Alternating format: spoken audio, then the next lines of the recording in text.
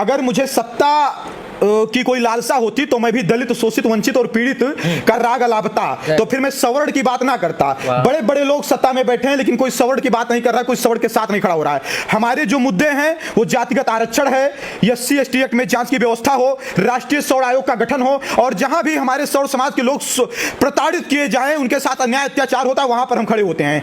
कोई भी सत्ताधीश अगर मेरा समर्थन चाहता है तो मेरे मुद्दों को अपने मैनिफेस्टो में शामिल करे और खुले मन से वो कहे कि मैं जातिगत आरक्षण समाप्त करूंगा और एससी एसटी एक्ट समाप्त करूंगा, मैं उसका खुलकर समर्थन करूंगा। और अगर ऐसा कोई नहीं करता है तो समर्थन की अपेक्षा ना करें हमसे। हाँ, ब्राह्मण ठाकुरों की याद तभी आती है सत्ताधारी पार्टियों की जब चुनाव होता है, चाहे वो लोकसभा का हो या फिर विधानसभा का हो। मैं इतना ही कहूंगा कि ये निडर हैं। एक कोई ऐसी घटना नहीं घटित हुई जीवन में, कभी फोन आया हो कि आज सर्वेश पांडे जी बाहर नहीं निकलना, नहीं तो उड़ा देंगे तुमको, बहुत कर लिए समाज सेवा, अब मत कीजिए, ऐसा कोई फोन नहीं आया जीवन में? हमारे पास एक बार फोन आया था मध्य प्रदेश से, कोई भीम आर्मी के थे, पता नहीं कोई दलित समाज से ही आते थे। देखिए, हमारी लड़ाई किसी जात के खिलाफ नहीं है, हम हमेशा गरीबों के साथ में हैं।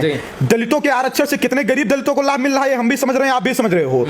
जो व्यवस्थाएं आ रही उसको चंद लोग खा रहे हैं। तो मेरे पास एक फोन आया था, मध्य प्रदेश के कोई थे, उन्होंने कहा था कि आपको मैं वहीं से उठवा लूंगा। तो हमने उनको बताया भी था कि आपकी एक बुआ है सावित्रीबाई फुले, हमारे बहराइच की सांसद रह चुकी हैं, सर्वेश पांडे क्या है, आप पहले उनसे पूछ लीजिए, तो मुझको उठवाने के बाद में बात करिएगा। वो सत्ता में रही हैं और सांसद रही हैं और हमारे यही बहराइच की रही हैं।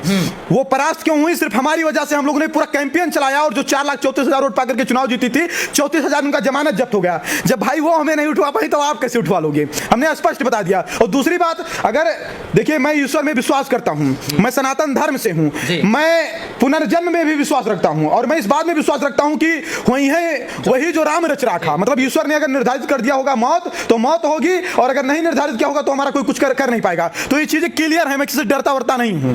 वही है जो श्री राम रच राखा, कोकर तर्क बढ़ावे शाखा। आप चाहे जितना तर्क वितर्क कर लीजिए, आरोप प्रत्यारोप लगा लीजिए, लेकिन प्रभु राम ने जो लिख दिया लकीरिया में होगा वही, इसलिए डरने वरने की बात नहीं है। और बहुत बहुत आभार इस वीडियो से जुड़े रहने के लिए।